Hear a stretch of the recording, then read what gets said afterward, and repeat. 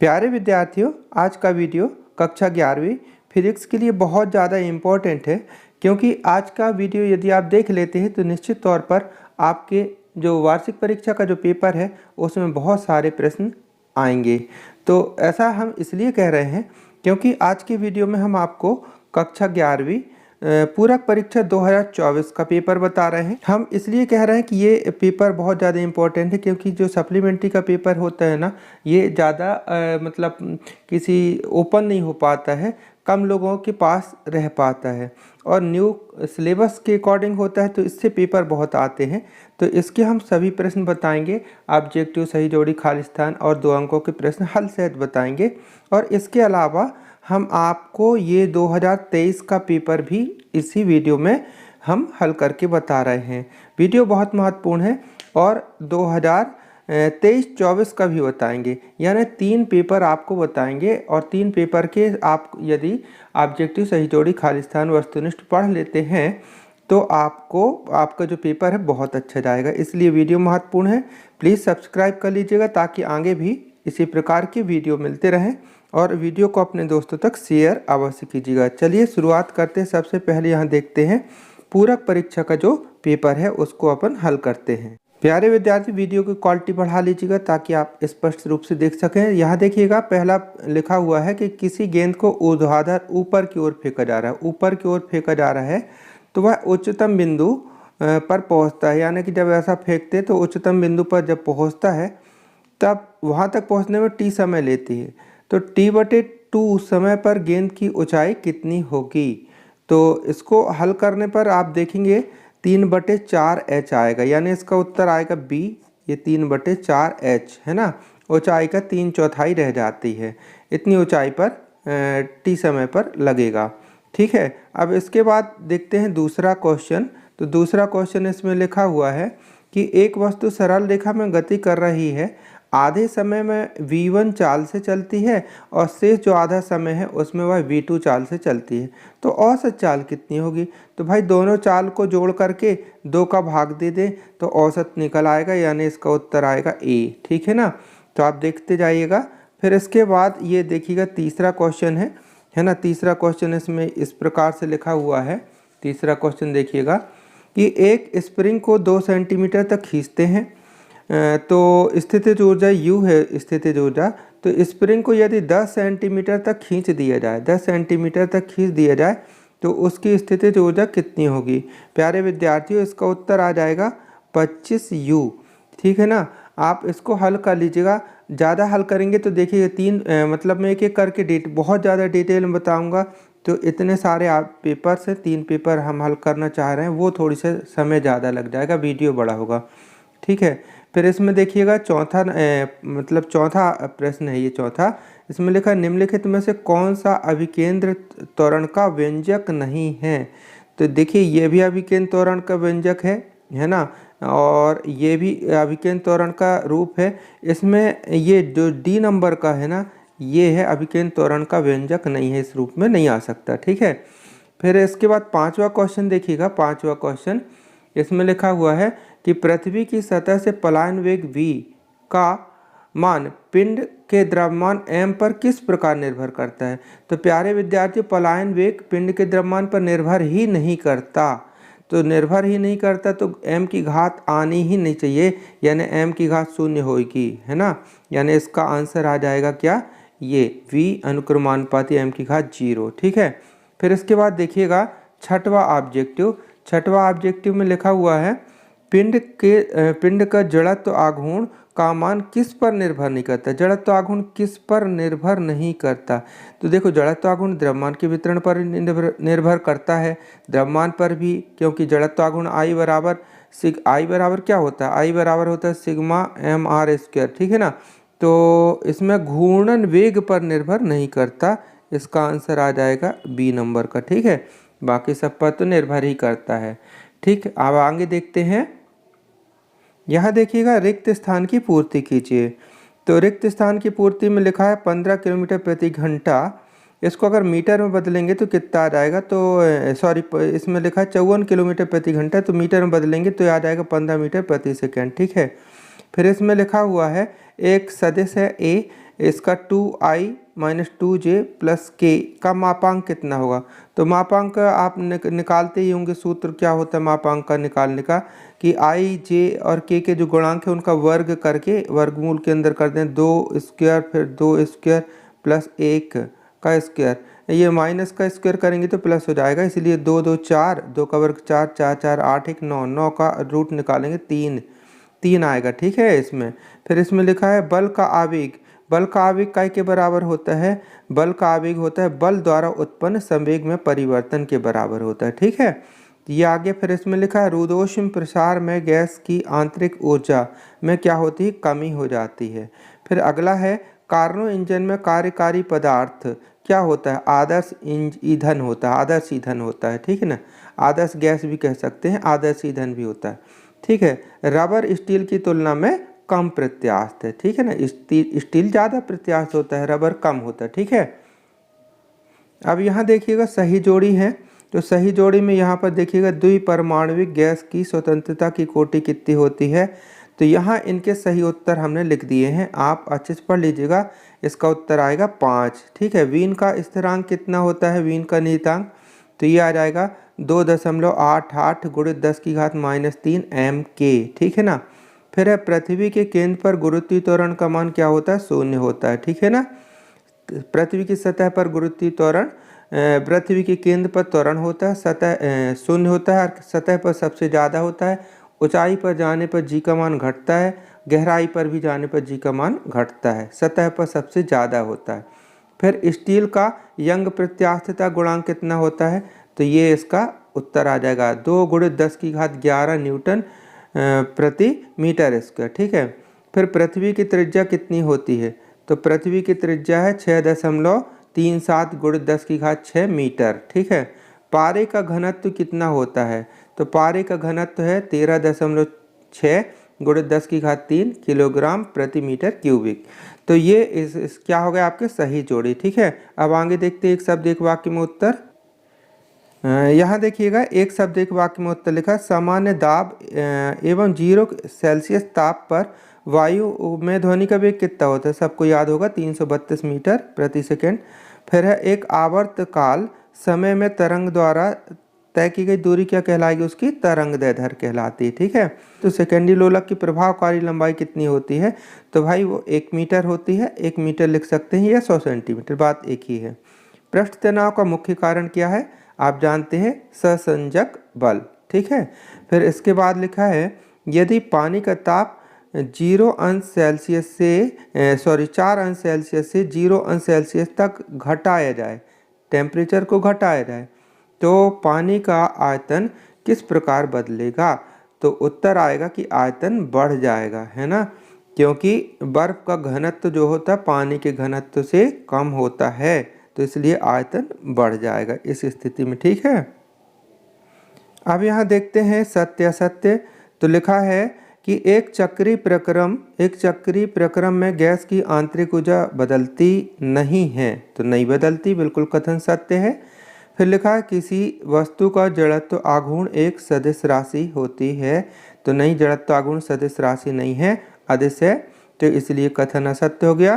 फिर लिखा है किसी पिंड की घूर्णन गतिज ऊर्जा का सूत्र E बराबर 1/2 I ओमेगा है, नहीं, ये गलत है ना। इसमें फिर अगला देखते हैं कि किसी पिंड के लिए वेग समय ग्राफ की ढाल, है ना, पिंड के त्वरण को व्यक्त करती है, तो हाँ v बराबर मतलब क्या आता है, tan थीटा आता है ना, tan थीटा काय को दर्शाता है, त्वरण को दर्शाता है, वेग समय ग्राफ, तो यहाँ पर क्या आ जाएगा, सत्य, कथन सत्य है। ठीक है, फिर लिखा प्रक्षेप्य गति में उच्चतम बिंदु पर रेखीय संवेग 0 होता है, तो हाँ उच्चतम बिंदु पर रेखीय संवेग 0 हो जाता है, क्यों, क्योंकि उच्चतम बिंदु पर वस्तु का वेग भी 0 हो जाता है। ठीक है ना, तो ये आपके सत्य सत्य हो गए। अब 2 अंक वाले क्वेश्चन भी देखते हैं। यहाँ देखिए पहला क्वेश्चन लिखा है अणुगति सिद्धांत के आधार पर बॉयल के नियम को समझाइए। ठीक है, वैसे आपको बनता होगा, पर मैं थोड़ी सा आपको बता दूं, इस टाइप से आप इसको लिख सकते हैं। ठीक है, देखिए अणुगति सिद्धांत से गैस द्वारा आरोपित दाब P बराबर कितना होता है, P बराबर 1/3 mn बटे कैपिटल V गुणित वी स्क्वायर। तो यहाँ क्या क्या है, m जो है गैस का एक अणु जो है उसका द्रव्यमान है, और n क्या है, अणुओं की संख्या है, और जो कैपिटल V है वो गैस का आयतन है, और स्मॉल v है गैस के अणु का वेग है। इस प्रतीक में सूत्र में आए हुए प्रतीकों का अर्थ यह हुआ। अब यहाँ से अगर v का तिर्यक गुणा यहाँ कर दें तो यहाँ कितना आ जाएगा, pv, ठीक है ना, बराबर 1/3 mn v स्क्वायर। अब एक कंडीशन लगाते हैं कि स्थिर ताप पर अगर ताप नियत हो तो v एक्चुअली है क्या है, v बराबर होता है VRMS, है ना, v बराबर VRMS, और VRMS बराबर अणुओं का वर्ग माध्य मूल वेग। तो ये कितना होता है, 3RT/m।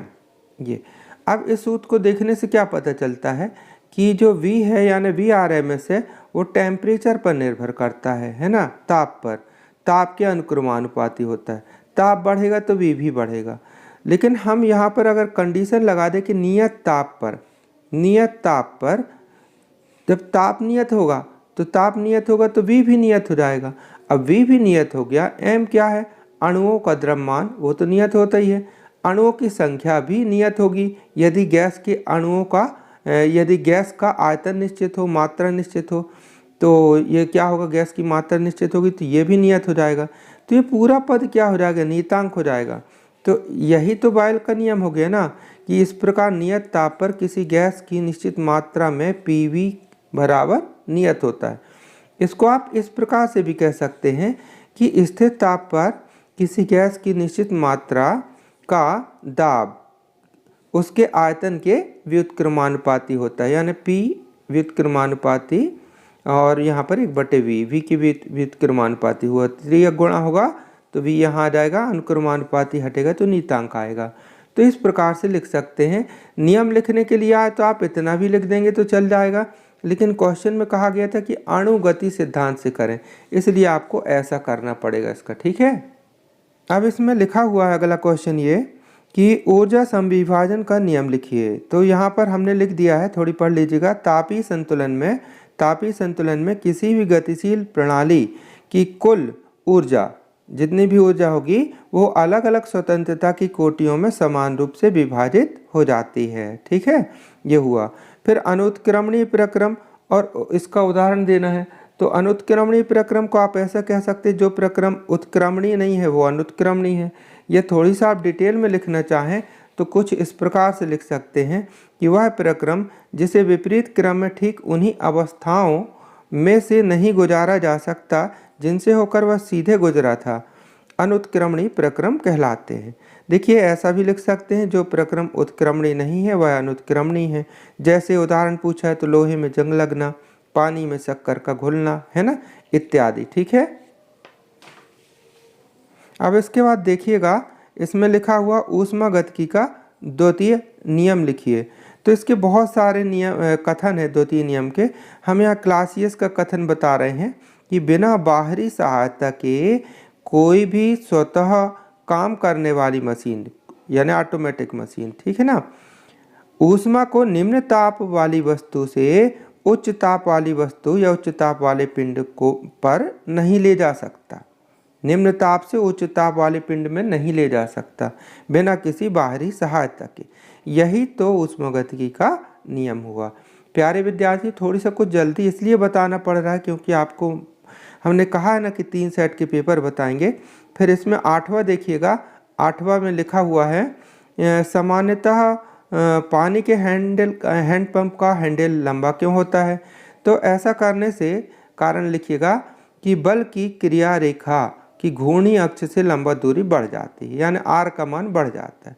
तो क्या हो जाएगा फलस्वरूप, अतः बल आघूर्ण का मान बढ़ जाता है, और बल आघूर्ण का मान बढ़ जाने से कम ताकत से ही पंप को चलाया जा सकता है, ऐसा आप लिख सकते हैं। फिर लिखा हुआ कोणीय संवेग संरक्षण का नियम लिखिए। तो बहुत सरल है कि यदि निकाय पर कोई बाह्य बल आघूर्ण न लग रहा हो, है ना, कोई बाह्य बल आघूर्ण न लग रहा हो, तो उसका कोणीय संवेग नियत होता है, यानी I ओमेगा इक्वल टू नियतांक। उदाहरण लिख दीजिएगा, जैसे नर्तकी का घूमना इत्यादि, या लट्टू का घूमना इत्यादि, ये सब आप कुछ लिख सकते हैं, ठीक है। अब यहाँ देखिएगा 1 न्यूटन और डाइन में संबंध, तो इसका थोड़ी डिटेल में कर लीजिएगा। 1 न्यूटन बराबर 10⁵ डाइन होता है, ठीक है। इसका उत्तर है सेकेंड, मतलब अथवा वाला क्वेश्चन है, घर्षण क्या है, घर्षण का कारण लिखिए, है ना। तो घर्षण का कारण ये लिख दीजिएगा कि ब्रह्मांड में कोई भी सतह पूर्णतः स्मूथ चिकनी नहीं होती है, अतः सतहों के बीच में अंतर्ग्रथन होता है। यानी कोई ये मतलब ऐसा चित्र द्वारा ये एक पिंड की सतह ऐसी हो गई, अब दूसरे पिंड की सतह कैसी होगी, वो भी खुरदुरी होगी, पूर्णतः चिकनी नहीं होगी। तो ये इसको इसके ऊपर चलाएंगे तो ये इसमें अंतर्ग्रथन होगा, ये अंतर्ग्रथन होगा, इसलिए घर्षण उत्पन्न होता है, ठीक है। फिर इसके बाद लिखा हुआ घोड़ा अंतरिक्ष में ना तो गाड़ी को खींच सकता है ना ही दौड़ सकता है, क्योंकि भाई घोड़ा गाड़ी को कैसे खींचता है, कैसे दौड़ता है, घोड़ा पहले अपने पैरों से क्रिया बल लगाता है, तो फलस्वरूप प्रतिक्रिया बल लगता है, प्रतिक्रिया बल के कारण ही घोड़ा गाड़ी को खींच पाता है और चल पाता है। तो आकाश में ना तो घोड़े को घोड़ा क्रिया बल लगाएगा तो फलस्वरूप उसको प्रतिक्रिया बल नहीं प्राप्त होगा, इसलिए नहीं चल पाएगा। फिर इसमें अगला है अभिकेंद्र बल से आप क्या समझते हैं। तो जो वृत्तीय मार्ग में कोई वस्तु घूम रही है तो जो केंद्र की ओर जो बल लगता है उसको अभिकेंद्र बल कहते हैं, ठीक है। फिर इसमें निम्नलिखित के विमीय सूत्र लिखिए, लिखा हुआ है, तो कोणीय संवेग का विमीय सूत्र ये है, पृष्ठ तनाव का ये है, कोई ना कोई विमीय सूत्र लिखने के लिए आएंगे। फिर यहाँ पर इसके अथवा में लिखा हुआ है सार्थक अंक लिखिए, तो ये लिखा है 302.20, तो इसमें सार्थक अंक कितने हैं, तो 1 2 3 4, ये वाला 0 नहीं गिना जाएगा, सार्थक अंक 4 है। इसमें कितने हैं, तो यहाँ देखिएगा दशमलव की ये अंक गिन लिए जाएंगे, ये वाला शून्य नहीं गिना जाएगा, ठीक है। तो इसमें 1 2 3, ठीक है, सार्थक अंक 3 है, तो इसमें 3 हो गया। अब इस प्रकार से हो गया। अब इसके बाद यहाँ पर ये न्यूमेरिकल क्वेश्चन आ गया, इसको देखिएगा कैसा लिखा हुआ है यहाँ पर कि एक कार विराम अवस्था से चलना प्रारंभ करती है और 20 सेकेंड में 72 किलोमीटर प्रति घंटा का वेग प्राप्त कर लेती है। तो त्वरण कितना होगा, तो प्यारे विद्यार्थी त्वरण का मान तो 1 निकलेगा, कैसे निकलेगा बता दूंगा अभी, पर विराम अवस्था से चलना शुरू करती है यानी u का मान कितना है, 0 है प्रारंभिक वेग। देखिए कुछ इस प्रकार से हल करेंगे इसको। यहाँ पर देखिएगा ये वाला क्वेश्चन कि एक कार विराम अवस्था से चलना शुरू करती है और 20 सेकेंड में 72 किलोमीटर प्रति घंटा का वेग प्राप्त करती है, त्वरण बताइए। तो इसमें अगर दूरी भी पूछ लेता तो मैंने दूरी भी इसमें हल कर दिया हूँ। तो इसमें देखिएगा t बराबर कितना समय लग रहा है, 20 सेकेंड, t बराबर 20 सेकेंड है ना। u बराबर प्रारंभिक वेग कितना, तो विराम अवस्था से चलती 0, u बराबर v कितना हो जाता है अंतिम वेग 20, यहाँ 72 किलोमीटर प्रति घंटा।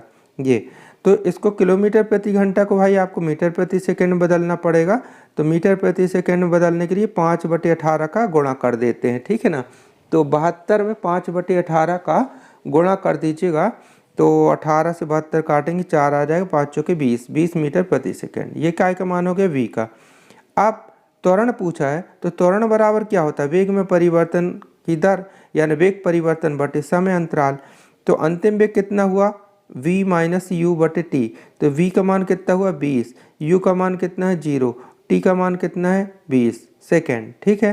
तो 20/20 करेंगे तो क्या आ जाएगा 1 मीटर प्रति सेकंड। ये त्वरण इतना ही पूछा था प्रश्न में। लेकिन अगर क्वेश्चन में कह देता कि भाई दूरी बताओ कि कितनी दूरी तय कर पाएगा, इतने में कितनी दूरी तय कर लिया, तो फिर वहाँ आपको आगे ये वाला गति का जो समीकरण, तृतीय समीकरण v² बराबर u² प्लस 2as, ये वाला जो समीकरण है तो इसको आपको लगाना पड़ेगा।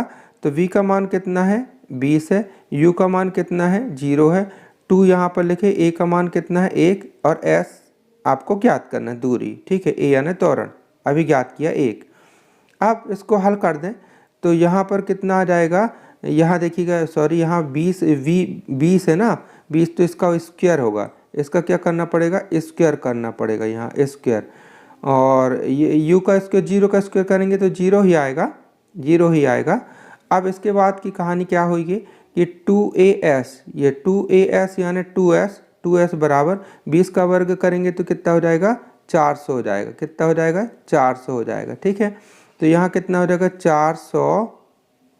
400 बटे ये वाला पक्षांतर करेंगे 2, तो 400 में 2 का भाग दिए तो यहाँ कितना आ जाएगा 200, ये 200 मीटर आ जाएगा, ठीक है। इतनी दूरी तय करी, ठीक है ना।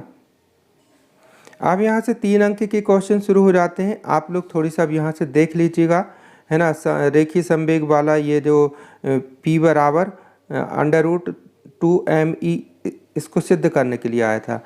फिर लिखा है किसी मशीन की अश्व शक्ति, है ना, 2 है, शक्ति 2 अश्व शक्ति है, तो 3 मिनट में कार्य की गणना करना।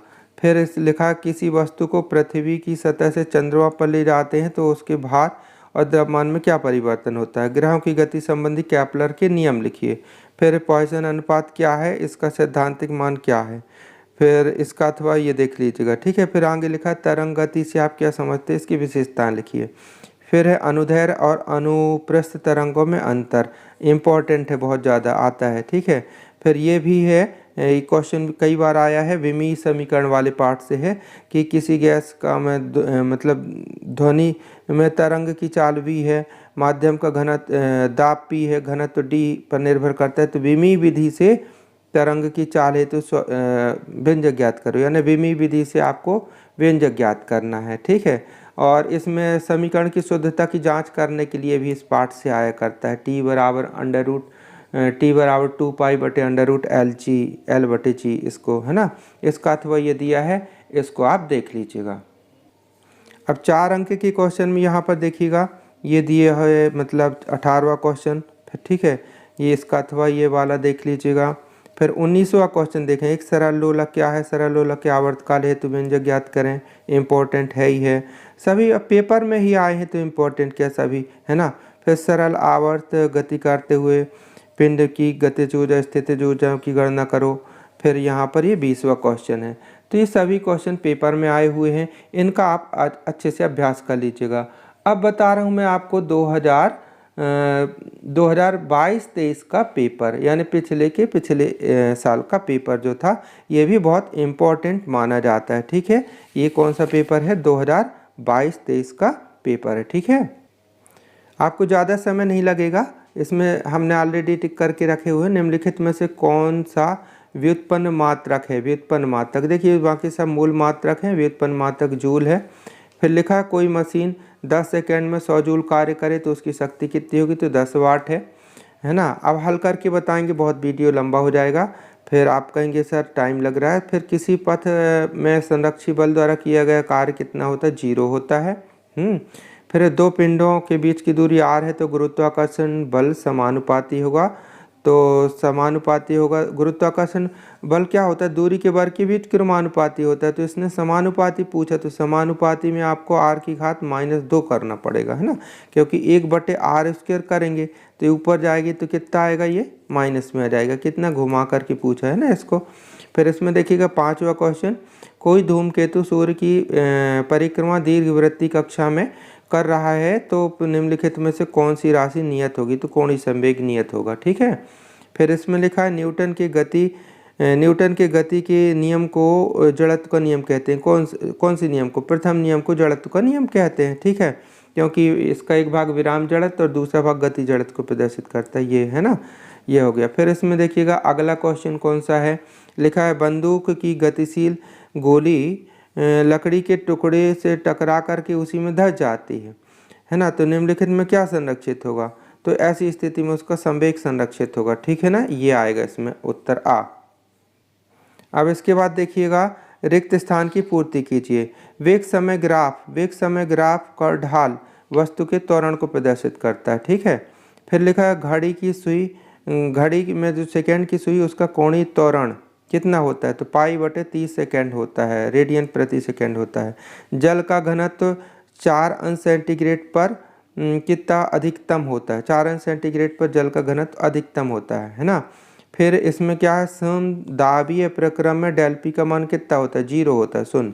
परम शून्य ताप पर गैसों के अणुओं की गतिज ऊर्जा कितनी होती है, 0 हो जाती है, तो खाली स्थान में आएगा गतिज ऊर्जा। फिर है प्रत्येक स्वतंत्रता की कोटि के लिए संलग्न गतिज ऊर्जा का मान कितना होता है, तो E बराबर 1/2 kT होता है। सार्वत्रिक गैस नियतांक यानी R का SI मात्रक क्या होता है, तो इसका मात्रक होता है जूल प्रति मोल केल्विन। इसको आप अगर संख्यात्मक मान के रूप में देखें तो इतना आता है 8.314 जूल प्रति मोल केल्विन, ठीक है, ये आता है, ठीक है। इसके बाद एक शब्द एक वाक्य में उत्तर एक शब्द एक वाक्य में उत्तर आप देखिएगा ये है। यहाँ पर देखिए लिखा न्यूटन के गति के तृतीय नियम का गणितीय रूप लिखिए। गति के तृतीय नियम का गणितीय रूप, तो क्रिया बल और प्रतिक्रिया बल बराबर विपरीत होते हैं, है ना, तो इसका ये रूप आ जाएगा। ठीक है। फिर संवेग में परिवर्तन को क्या कहते हैं? आवेग कहते हैं। श्यान बल का सूत्र क्या होता है? श्यान बल F बराबर, आप ये भी लिख सकते, ये भी लिख सकते, दोनों सही। ठीक है। फिर छोटे बुलबुले और बड़े बुलबुले में से किस में दाब अधिक होगा? छोटे बुलबुले में होगा। वायुमंडलीय दाब का मान क्या है पास्कल में बताइए? तो 10⁵ पास्कल होता है। फिर अगला क्वेश्चन है पृथ्वी की सतह पर पलायन वेग का मान कितना होता है? तो पृथ्वी की सतह पर पलायन वेग का मान 11.2 किलोमीटर प्रति सेकेंड होता है। फिर भूमध्य रेखा से ध्रुवों की ओर जाने पर गुरुत्वीय त्वरण में क्या परिवर्तन होगा? तो गुरुत्वीय त्वरण का मान बढ़ेगा। ये हो गए एक शब्द एक वाक्य में उत्तर। अब यहाँ देखते हैं सही जोड़ी। तो यहाँ देखिए सदिशों का सदिश गुणा के ऊपर है I क्रॉस जे, डॉट नहीं है, डॉट होता तो 0 आ जाता मान। I क्रॉस जे तो क्या आ जाएगा? K। अगर इसको पलटा दूं, क्रम पलटा दूं, इसके लिए थोड़ी सा बता दें हम, तो आपको मालूम भी होना चाहिए। ये I, J और K इस क्रम में I क्रॉस जे करेंगे तो K आएगा, J क्रॉस K करेंगे तो I आएगा, है ना, K क्रॉस I करेंगे तो J आएगा। लेकिन अगर इसको पलटा करके बोलोगे आप कि J क्रॉस I तो माइनस K हो जाएगा, है ना, ये होता है क्रॉस गुणा में। तो यहाँ जाएगा क्या आएगा? K आएगा। जड़त्व आघूर्ण बराबर mk², I ओमेगा बराबर बल आघूर्ण, विस्थापन समीकरण ये कहलाता है। ठीक है। y बराबर a sin ओमेगा t।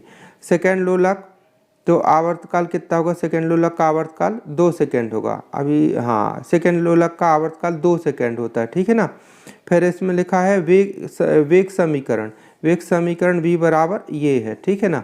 फिर अध्यारोपण का सिद्धांत व्यतिकरण कहलाता है। ठीक है ना। अब यहाँ पर देखिएगा विमीय विश्लेषण की सीमाएं, तो ये यहाँ पर ये पूरा दी गई हैं, है ना। फिर दो भौतिक राशियों के नाम लिखना है जिनका विमीय सूत्र और सब समान हो। तो अब यहाँ पर मैं आपको केवल पेपर दिखा रहा हूँ, आप अच्छे से देख लीजिएगा। एक एक पढ़ूंगा, वीडियो बहुत लंबा हो जाएगा। आप इस पेपर को अच्छे से देख सकते हैं। एक जूल को कार्य में परिभाषित करें। फिर न्यूटन को डाइन में बदलिए, अभी आया भी था, है ना।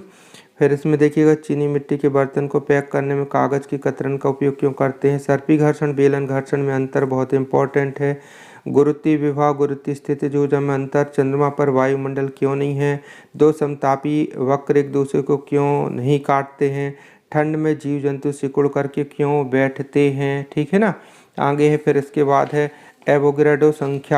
एवोगैड्रो संख्या किसे कहते हैं, इसका मान कितना होता है, बायल चार्ल्स के नियमों का गणितीय रूप, निस्पंदन और प्रतिस्पंदन से क्या समझते हैं, आवृत्ति आवर्तकाल में संबंध लिखो, इसकी बात कर रहे थे। ये याद आया करता है। T बराबर 2π√L/g शुद्धता की जांच करना। और ये देखिए अभी उस पेपर में भी आया था सप्लीमेंट्री में। वायु में ध्वनि का वेग v, दाब p, घनत्व d पर निर्भर करता है। विमीय विधि से ज्ञात करो। फिर कार्य ऊर्जा प्रमेय बहुत इंपॉर्टेंट है, कार्य ऊर्जा प्रमेय। ठीक है। फिर यहाँ न्यूमेरिकल आया हुआ है, ये न्यूमेरिकल देख लीजिएगा। फिर ये भी न्यूमेरिकल है। कोई पहिया 20 CPS से घूम रहा है तो उसका कोणीय वेग रेडियंस प्रति सेकेंड में ज्ञात करो। अब इसके बाद ये देखिएगा यहाँ पर ये ठीक है, न्यूमेरिकल है। फिर धारा रेखीय विद्युत प्रवाह में अंतर इंपॉर्टेंट है। रबर स्टील में कौन अधिक प्रत्यास्थ है, गणितीय द्वारा समझाइए। सरलोलक के नियम लिखिए। फिर लिखिए ये इसका अथवा में ये भी इम्पोर्टेंट है। सिद्ध करो कि खुले आर्गन पाइप में सम और विषम दोनों प्रकार के सनादी स्वर उत्पन्न होते हैं। फिर है ऊर्ध्वाधर ऊपर की ओर फेंके गए पिंड की त्वरित गति के लिए समीकरण ज्ञात करो। गति के 3 समीकरण, लेकिन ऊर्ध्वाधर गति के लिए पूछा है। फिर यहाँ पर है ये 30 अंश के कोण से बनाते हुए गेंद को प्रारंभिक वेग इतने से फेंका जाता है तो निम्नलिखित की गणना करो। जी का मान इतना माना जाए। उड्डयन काल, अधिकतम ऊंचाई। इसमें व्यंजक नहीं पूछा, न्यूमेरिकल दे दिया। फिर अगला क्वेश्चन है 19वां के रेखीय प्रसार गुणांक आयतन प्रसार गुणांक में संबंध। फिर समतापीय प्रसार में गैस द्वारा किए गए कार्य की गणना कीजिए। तो ये था 2022-23 का पेपर। अब लास्ट ईयर का और बता दूं और इसके ऑब्जेक्टिव भी आपको। देखिए ये जस्ट पिछले साल का पेपर है। इसमें लिखा हुआ है किसी बंद परिपथ में संरक्षी बल द्वारा किया गया कार्य शून्य होता है, आपने देखा अभी आ चुका है पेपर में। फिर एक वस्तु पर नियत बल लगा करके एक समान क्या उत्पन्न होगा, तो वस्तु का त्वरण। फिर अधिकतम दूरी करने के लिए कितने अंश से फेंकना चाहिए, 45 अंश से। फिर है वेग समय ग्राफ, है ना, क्या व्यक्त करता है, त्वरण, है ना, आ चुका है अभी। फिर निम्नलिखित में से किसकी विमाएँ समान होती हैं, देखिए दाब और प्रतिबल।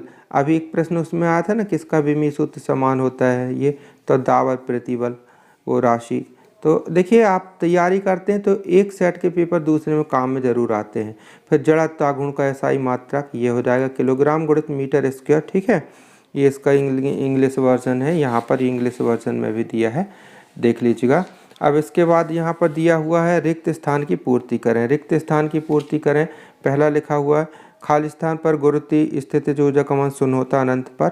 फिर लिखा आयतन प्रत्यास्था गुणांक के व्युत्क्रम को क्या कहते हैं, संपीड़ितता कहते हैं, ठीक है, इंपॉर्टेंट है ये। ताप बढ़ाने पर द्रव की श्यानता क्या होती है, घटती है द्रव की श्यानता। फिर रॉकेट नोदन किस सिद्धांत पर है, संवेग संरक्षण पर। स्प्रिंग नियतांक का सूत्र विमीय सूत्र क्या है, तो m(t)⁻2। फिर किसी वस्तु को चलती ट्रेन से बाहर फेंकने पर उसका पथ कैसा होगा, परवलयाकार होगा, ठीक है। ये खाली स्थान हो गए। फिर इसके बाद सही जोड़ी देखिएगा, सही जोड़ी Cp-Cv, उत्तर आएगा R। विशिष्ट ऊष्मा S, उत्तर आएगा डेल्टा क्यू बटे m डेल्टा टी, ठीक है। समतापी प्रक्रिया में क्या होगा, PV इक्वल टू नियतांक होगा। रुद्धोष्म प्रक्रिया में PV ऊपर ये गामा जैसे लगाना बराबर नियतांक, ठीक है। फिर इसमें लिखा है 1 कैलोरी, तो एक कैलोरी ऊर्जा में कितना होता है, 4.2 जूल। यंग मापांक, इसका सूत्र ये होता है, ठीक है, mgl/πr²L, ठीक है। ये होगा सही जोड़ी। अब यहाँ पर देखिएगा एक शब्द एक वाक्य में उत्तर लिखिएगा। सेकेंडोलक की प्रभावकारी लंबाई कितनी होती है, 100 सेंटीमीटर, 1 मीटर, ठीक है ना। फिर 0 अंश सेंटीग्रेड पर वायु का ध्वनि का वेग कितना होता है, तो 332 मीटर प्रति सेकेंड।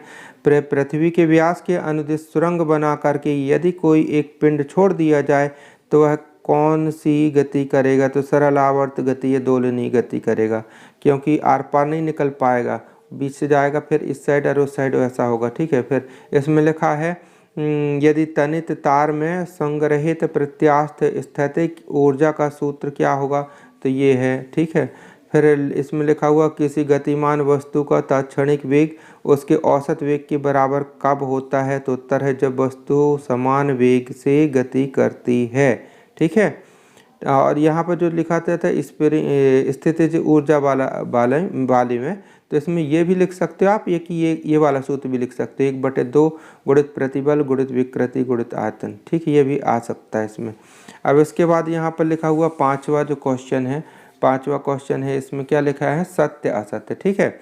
कौन सा कथन सत्य असत्य है, तो लिखा पहला जब बल तथा विस्थापन परस्पर लंबवत होते हैं तो किया गया कार्य क्या होता है, शून्य होता है, कथन सत्य है। फिर लिखा हुआ किसी निकाय पर बाह्य बल आघूर्ण शून्य हो तो कोणीय संवेग क्या होगा, नियत होगा, सत्य है। फिर लिखा द्रव्यमान केंद्र पिंड सदैव पिंड के बाहर स्थित होता है, नहीं, असत्य है। फिर गुरुत्वीय बल असंरक्षी बल है, नहीं, संरक्षी बल है ना, तो इसलिए असत्य हो गया। पृथ्वी के लिए पलायन वेग का मान 11.2 अभी आपने पढ़ा, सही है, कथन सत्य है। तो ये सत्य सत्य हो गए। अब यहाँ से देखिएगा 2 नंबर के क्वेश्चन है ना, इनको भी आपको देख लेना चाहिए। विमीय समांगता सिद्धांत से आप क्या समझते हैं, क्या है विमीय समांगता सिद्धांत, की किसी भी शुद्ध भौतिक समीकरण के दोनों पक्षों की विमाएँ समान होती हैं, ठीक है। फिर इसमें विमीय विश्लेषण की सीमा के अनुप्रयोग पूछा है, ये भी प्रश्न कई बार आ चुका है। यहाँ देखिएगा, अब यहाँ से ये 2 अंक के क्वेश्चन कि यदि किसी क्षण वस्तु का वेग शून्य है तो क्या यह आवश्यक है कि उस क्षण पर वस्तु का वेग भी त्वरण शून्य हो। फिर ये देख लीजिएगा क्या लिखा है, एक समान गति प्रदर्शित करने वाली वस्तु का वेग समय ग्राफ खींचने के लिए कहा गया। विराम जड़त्व किसे कहते हैं, उदाहरण, है ना। फिर अचानक तीव्र गति से चल रही बस रुक जाती है तो यात्री आगे की ओर क्यों गिरने लगते हैं, जड़त्व के कारण, है ना, गति जड़त्व के कारण। फिर इसमें लिखा है किसी वस्तु का जड़ता गुण किन कारकों पर निर्भर करता है।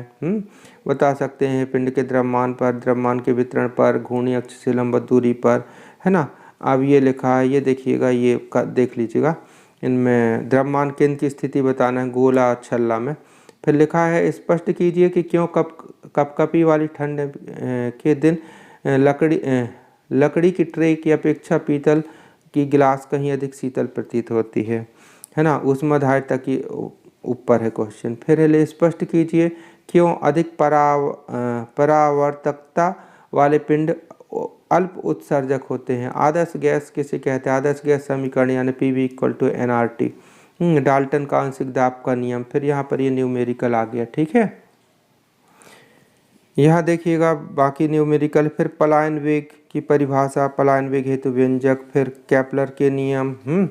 फिर यहाँ पर ये छोटे छोटे क्वेश्चन को जोड़ करके कभी कभी ऐसा भी किया जाता है, ये ना बना दिया जाता है। फिर स्टोक का नियम, स्टोक का नियम ये है ना, और सीमांत वेग हेतु सूत्र। फिर देखिए सरलोलक का आवर्तकाल हेतु सूत्र, है ना, कई बार आया ये वाला क्वेश्चन, अभी आपने देख ही लिया। फिर सरल आवर्त गति करते हुए किसी कण की गतिज ऊर्जा, स्थितिज ऊर्जा और कुल ऊर्जा हेतु सूत्र ज्ञात करना।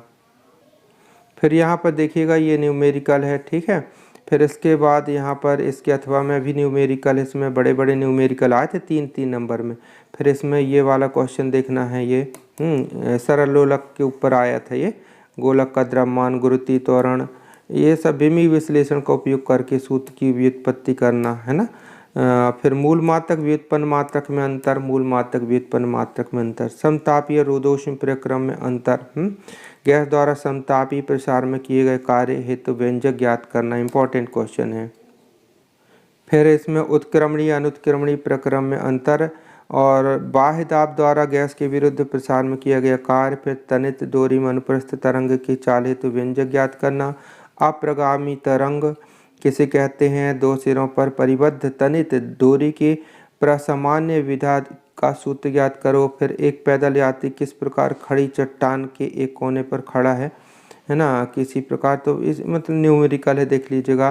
फिर इसमें लिखा है न्यूमेरिकल आ गया इसमें, क्षैतिज से ऊपर की ओर 30 अंश के कोण बनाते हुए एक क्रिकेट की गेंद 28 मीटर प्रति सेकंड की चाल से फेंकी जाती है तो अधिकतम ऊंचाई और वापस आने में लगा समय और फेंके जाने से उस बिंदु जहां गेंद पहुंची है वहां तक की दूरी की गणना करना। इस प्रकार से क्वेश्चन आया। तो प्यारे विद्यार्थियों, हमने प्रयास किया है कि एक ही वीडियो में आपको तीनों सेट पेपर, मतलब 3 साल के पेपर, एक सप्लीमेंट्री, फिर पिछले साल और उसके लास्ट ईयर के क्वेश्चन समझा दिए। आप देखेंगे कि आपका कोई भी पेपर होगा, इन तीनों सेट में जो प्रश्न हमने बताए हैं इनसे लगभग पेपर आपका कवर होगा। प्यारे विद्यार्थियों, सब्सक्राइब जरूर करिएगा और इतनी मेहनत तभी सफल होती है जब आप वीडियो को प्लीज़ शेयर कीजिएगा। आपके सहयोग की हमें सदैव अपेक्षा रहती है। आपका विश्वास हमारे लिए बहुत मूल्यवान है। आप सफल हो। थैंक यू, बाय, जय हिंद।